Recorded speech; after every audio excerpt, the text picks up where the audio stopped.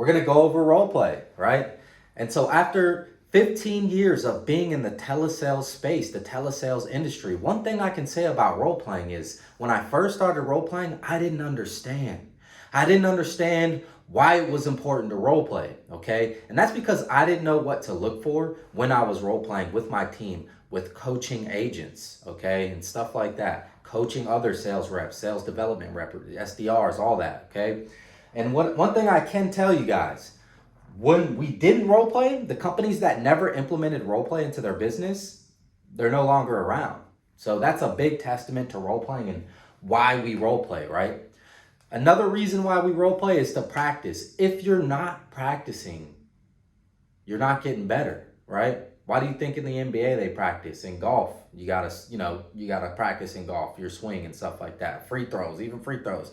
So not only are you practicing every day, but you're niching down to specific areas where you guys might need help. And practicing role playing is a lot better than paying to practice. Does that make sense? Like when you're paying for your leads and you're pitching these leads, right?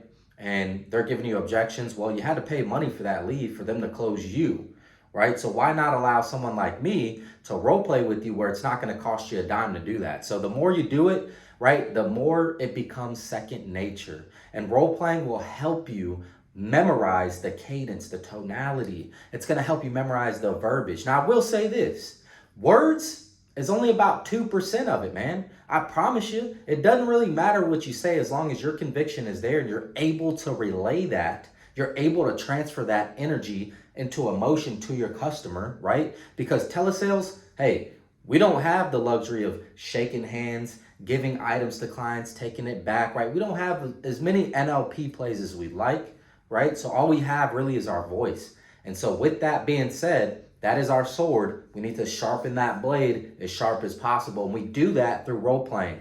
Another way that we do that, and it's just another form of role playing, okay? From looking at things on a bird's eye view, looking down on what you're doing today, is going to be recorded calls. Let me tell you this, guys. In final expense or any telesales, right? If you're an independent person, you're a contractor, right? And your commissions, your money, your profit depends on you selling products or services over the phone, and you don't have a system that's recording your phone calls, you need to rethink your business structure. You need to go buy a service, right? A phone or a VoIP service that offers recorded phone calls, because you're not able to look back at the gameplay, especially if you're new at this, man. I'm going to give you guys the whole formula, what to look for, right? What to listen for when you're role playing from both angles, as the rep, as the coach, right? So don't practice on your leads, practice on somebody else. Or if you have no choice, make sure you're getting a Ring Central, a dial pad, right? Some kind of CRM that's going to record your phone calls. You need that. Okay, you need that. It's not rocket science. If you don't have the CRM, guys, make sure you're getting a VoIP, call that service provider, ask them, hey, is this going to give me recorded phone calls, right? And we need that, not for just your protection, but you need that so that you can listen to your calls, how that went, and be able to coach yourself if you don't have a coach, right? So again, when are you going to role play? When should you be listening to your calls? You should be doing that every single day, all right? Every time you make a sale, you should listen back to it. What'd you do right? What'd you do wrong? Could you have upsold? Could you have asked for a referral, right? When you don't make a sale, maybe you give into a follow-up, right? Or maybe it's an appointment set, okay? You need to listen to that call. What'd you do right? What'd you do wrong? What could have you done better? How could you have pushed past that objection in a different way? You write these things down and then you role play them in every possible which way scenario, okay? That's what you're gonna do, right? So sometimes twice a day you need to be role playing. The idea here again is to commit it to memory and make it second nature. That's the goal here. So I'm gonna go over the formula, what to look for. I'm gonna kind of step out of the way of the screen here for a second. So this is a proactive set of items I'm gonna give you, and I also have a reactive set. Now this is really just how to overcome an objection, okay? This is, honestly, it's just this. There's nothing fancy about it either, guys. This is nothing new under the sun. This is what every single place operates under the same exact formula, okay? They might call it different verbs here or nouns or whatever, Okay, they might call it different, these three, but this is essentially the formula that every single company uses. Okay, Apple, right? You got Salesforce, okay? You got all the solar companies out there, all the life insurance companies out there, magazine subscriptions, dental companies out there, right? Gas and electric, they all use the same thing. Here's a proactive set of items I'm going to have you. If you're being coached, if you're the one coaching, and if you're listening to your conversations via recorded phone calls, these are the 5 things I want you to track. These are the things that we can always improve on, and we can implement these things on every call. Now, if you're doing all 5 of these things correctly, a lot of times you won't ever need the formula. You won't ever have to react if you master these things here, okay? Is there more things we can go over? Absolutely. You can really get into the weeds with this, guys, but this here is just the basics, and it's even a little bit more advanced in the basics, okay? So the first thing we're going to talk about is cadence. What is cadence? What does that mean? I know you guys have heard it, but do you really understand what cadence is, right? You need to alter your cadence depending on your audience. And that goes for marketing, that goes for sales, that goes for me speaking to you guys right now. I need to be conscious of my cadence so that you guys will be receptive to my messaging, right? What exactly does that mean, okay? So my audience is a little bit older. They're about 55 and up, right? So my cadence cannot be super fast. I need my audience to follow the messaging that I'm saying very clearly, very slowly. And so here's an example of a cadence. Hi, my name is Anthony in Final Expense Department. Who do I have the pleasure of speaking to? Oh, great. Yeah, and it looks like you're looking at a Final Expense commercial. Okay, cool. Right? So no, too fast. How does the proper cadence sound for my demographic? Hey, this is Anthony. It looks like you submitted your information on my form and you might be interested in final expense life insurance. What state are you located in? Right? Forget the words. Made it up on the fly, right? But you get the idea. So the cadence is a little bit slower. No, Mary, I completely understand. That totally makes sense. And here's why we work with these companies, okay? So that you can have the confidence in working with me and choosing the right carrier. No, Mary, I completely understand. Hey, listen, this is a tough decision. Everybody needs to think about it. And quite frankly, I'm going to give you a call back here in a second. What am I doing? I can't even give myself time to think because my cadence is too fast. So not only is it for the client, but it's also for you. If the slower you go, right, if it's committed to memory, you know what you're going to say, you can actually think ahead, right? Chess, not checkers. Think ahead. Tonality. What is tonality? Or you can also use, right? You can also use something called voice inflection. It's the same thing. Okay? So tonality is big in the nature of a lot of agents they don't have a baseline to go off of, okay? You don't have a baseline to go off of, you're setting yourself up for failure. If your baseline is low, if your baseline is negative in your tonality, in your voice, right? These things go hand in hand with attitude, okay? If you're having a bad day, that is going to reflect to our customers over the phone. And so your tonality should always be rising, okay, in certain areas, and also lowering in certain areas in your role plays. So when you practice something like an introduction, hey, this is Anthony in the Final Expense Department. Who do I have the pleasure of speaking with today? Notice the inflections, like it's natural, it's upbeat, right? You don't want to start with, hey, this is Anthony in the Final Expense Department. Who do I have the pleasure of speaking with today, right? It's super flat, man. I'm not excited to talk to you. I'm acting like I don't even want to do my job. Do you want to talk to somebody who doesn't want to do their job? Are they really going to fight for you for the best rates? Are they really going to search all the possible options for carriers to underwrite? Right? So these are subconscious thoughts going through our customer's head. And if we express ourselves through uncertainty, they're going to be uncertain. You're going to have to use this a lot. Okay. So intention. This is another big one. Now, this one is a little bit more advanced. You don't necessarily need to look out for intention when you first start role playing, but if you are a little bit more experienced, you will be able to discern whether or not an agent or a sales rep has the right intentions on the phone. That's not just intentions to make the sale, but that's also the intentions of doing the right thing.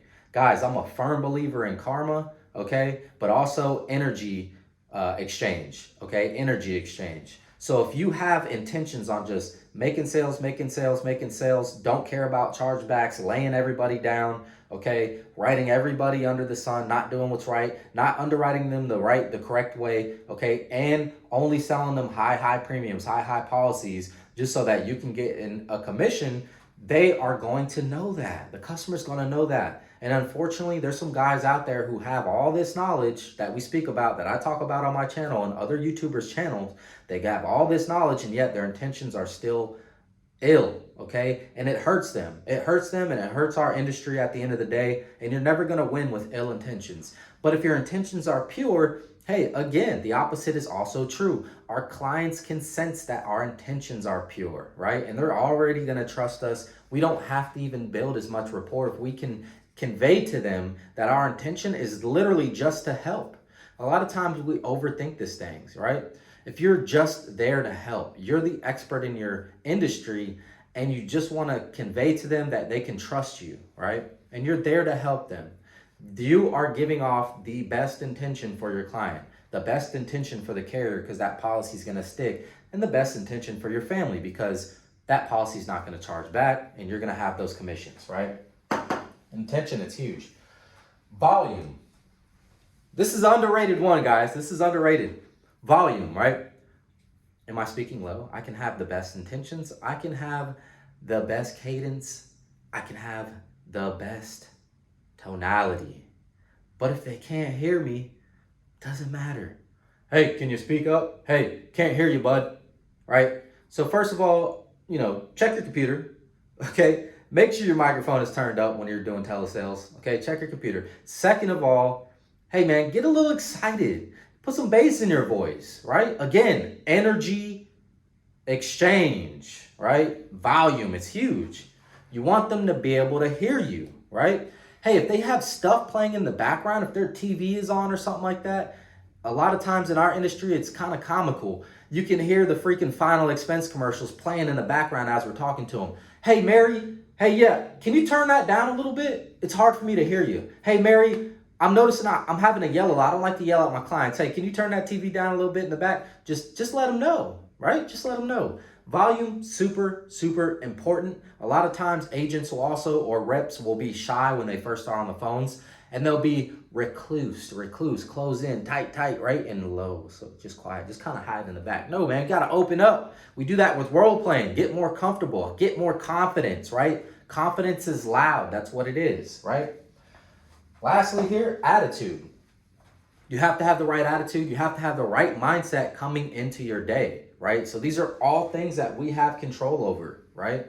And this might be the most important, the attitude. Because if you're on the phones and you're constantly getting beat up by our clients, right? Just constantly getting beat up, eventually you're going to phase out, but if you don't got the right attitude, right?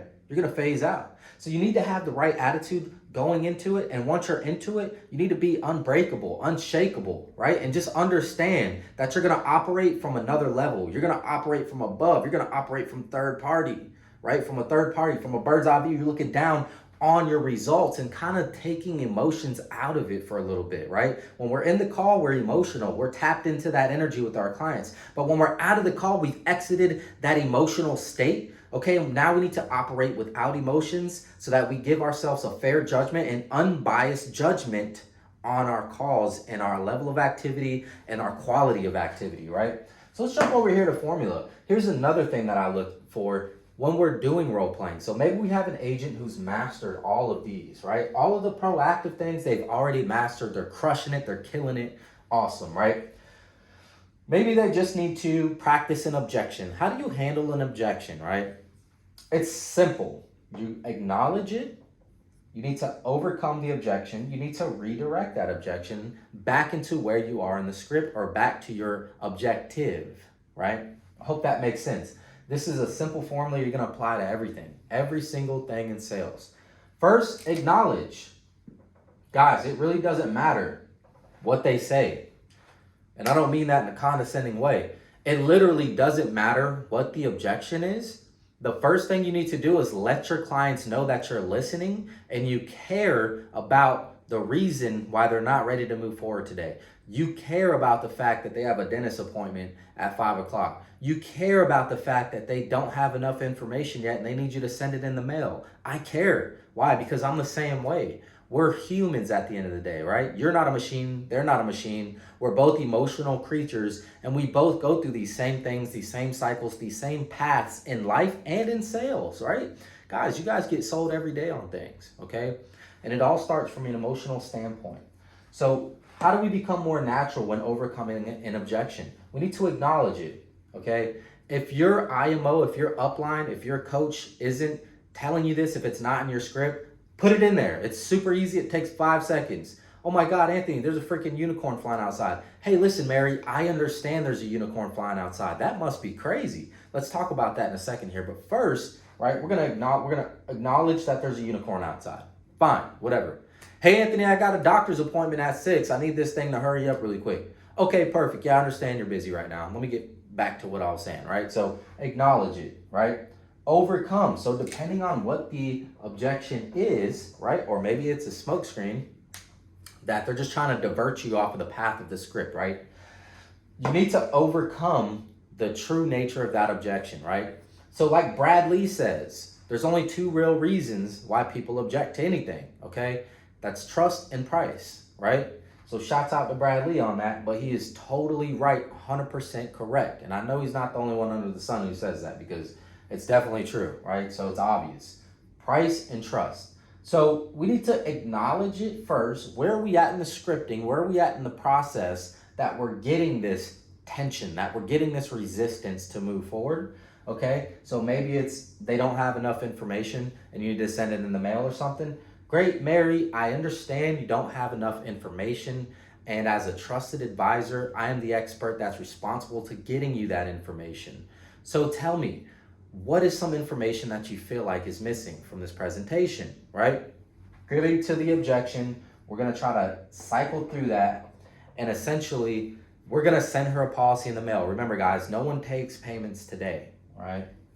So we're gonna have to overcome the objection after we acknowledge it and figure out exactly what it is, and then we're gonna open it up with a question. We're the detective. We're gonna keep probing until we get the answers from the questions that we need to move forward and overcome. And we're gonna do that with logic and rationalization, okay? Then again, redirect.